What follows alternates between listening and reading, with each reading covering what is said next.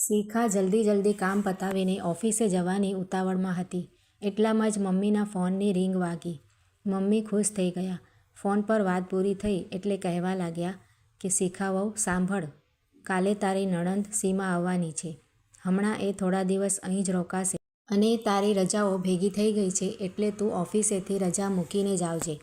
એટલામાં જ વરંડામાંથી પેપર વાંચી રહેલા શિખાના સસરાજી બોલ્યા કે ઉમા, એ રજાઓ તો શિખા દીકરીએ એના ભાઈના દીકરાને રમાડવા પિયર જવા માટે ભેગી કરી છે.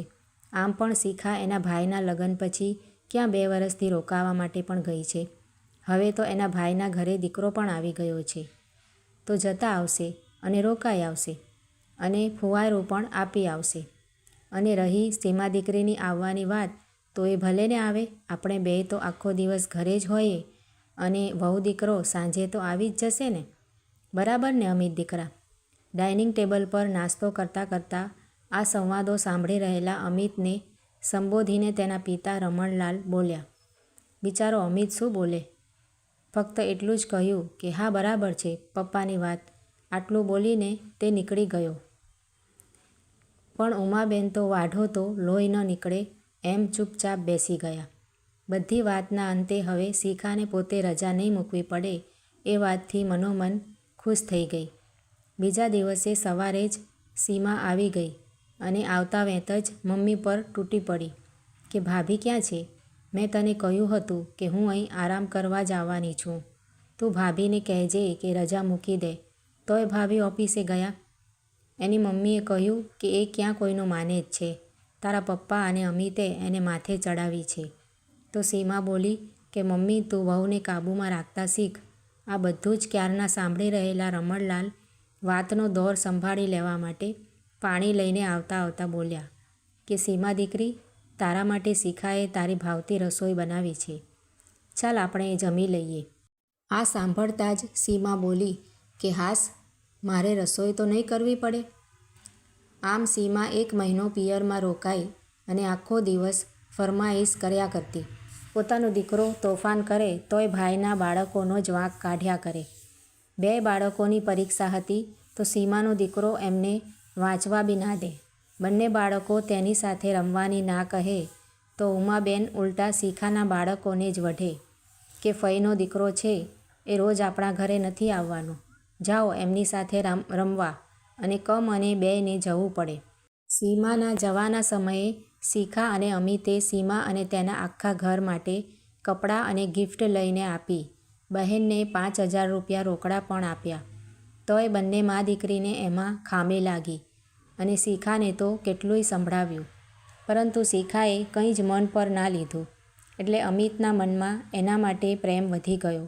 એ શિખાને ચહેરાના પોતાની હથેળીમાં લઈને બોલ્યો કે મારી શિખા તો છે જ ભોળી અને સરળ.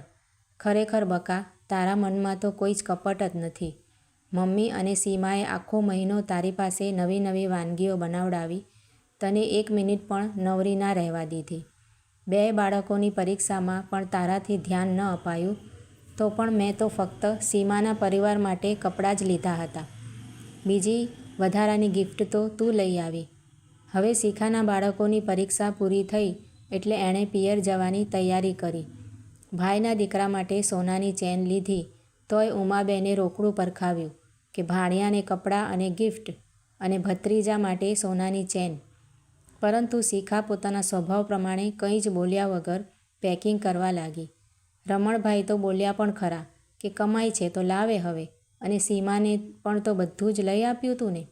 અને શિખા દીકરી તેના ભાભીના આવ્યા પછી પહેલીવાર પિયર જાય છે તો એની સાથે તેની ભાભી માટે કંઈક મોકલવું તો દૂર રહ્યું, એણે ભાઈના દીકરા માટે લીધેલી ચેન તને નડે છે?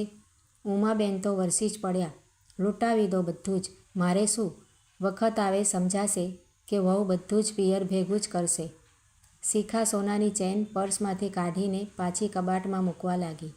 પણ સસરાજીએ ઈશારો કર્યો કે પર્સમાં મૂકી દો અને નીકળો, હું બધું જ સંભાળી લઈશ. હસતા મુખે શિખા બંને બાળકોને લઈને નીકળી ગઈ. પિયર પહોંચી તો ભાભી પોતાના દીકરાને સુવાડી રહ્યા હતા. શિખાની મમ્મીએ કહ્યું, રેખા, પાણી લાવ, તારી નણંદ આવી છે. શિખા બોલી, ભાભી તમે એને સુવાડી દો. એમ કહી એ જાતે જ રસોડામાં જઈને પાણી લાવી મમ્મીએ કહ્યું પણ ખરું કે તું થાકીને આવી છે, આરામ કર. આમ પણ તું 2 વર્ષે આવી છે અને હવે તો ઘરમાં ભાભી છે. એ જ્યારે નહોતી તો તું મને મદદ કરતી જ હતી ને, તો હવે તો ભાભી તને આરામ કરાવશે. શિખા બોલી, મમ્મી, ભાભી પણ કોઈની નણંદ અને કોઈની દીકરી જ છે. એમ બોલતાં બોલતાં એ ભાભીને રસોઈમાં મદદ કરવા પહોંચી ગઈ. રસોઈ બનતા સુધી ભાઈ અને પપ્પા પણ આવી ગયા. ભાઈ તો રીતસર ભાભીને બોલ્યા કે મારી બેન અહીં આરામ કરવા આવી છે અને તું એની પાસે કામ કરાવે છે. વચ્ચે જ શિખા બોલી કે અરે ભાઈ, રેખા ભાભીએ તો બહુ જ ના કીધું, પણ મને થયું કે તને મારા હાથની દાળ ભાવે છે, તો લાવ આજે બનાવું. અને જો હું તો મારું ધાર્યું જ કરવા આવી છું પિયરમાં, એટલે મને જે કરવું હોય એ કરવા દેજો હો. રેખા તો આભી બનીને શિખાને જોઈ જ રહી કે હું કેટલી ખોટી હતી. કેવું વિચાર્યું તું કે નણંદ ત્યાં નોકરી કરે છે તો અહીં આવીને ઓર્ડર જ કરશે અને હું મારા બાળકને સાચવીશ કે નણંદને. અને ભાઈને કહીને બીજા દિવસે શિખાએ 2 મૂવી ટિકિટ બુક કરાવી અને ભાઈ ભાભીને મોકલ્યા મૂવી જોવા માટે. અને ભત્રીજાને પોતે સાચવી લીધો. એની મમ્મીએ તો કીધું પણ કે આ 3-4 કલાક નહીં રહે. તો શિખા બોલી, કેમ? હું મારી ફ્રેન્ડ સાથે જ્યારે મૂવી જોવા માટે જતી હતી તો તું મારી દીકરીને 4-5 કલાક સાચવી લેતી હતી અને હવે આપણે 2 થઈને દીકુને 3-4 કલાક નહીં રાખી શકીએ? આમ કહી ભાઈ ભાભીને મોકલી દીધા. એની ભાભીએ તો ખૂબ જ રિલેક્સ ફીલ કર્યું. મૂવી જોઈને ખૂબ જ ખુશ થયા. બંને ભાઈને પણ ઘણા દિવસ પછી પત્ની સાથે બહાર જવાનો મોકો મળ્યો.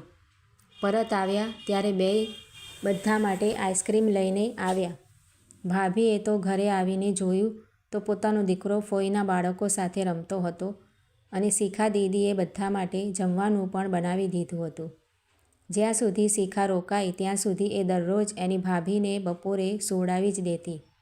કહેતી કે તમે જાઓ, આરામ કરો અને આને તો હું રમાડવા જ આવી છું તો રમાડીશ.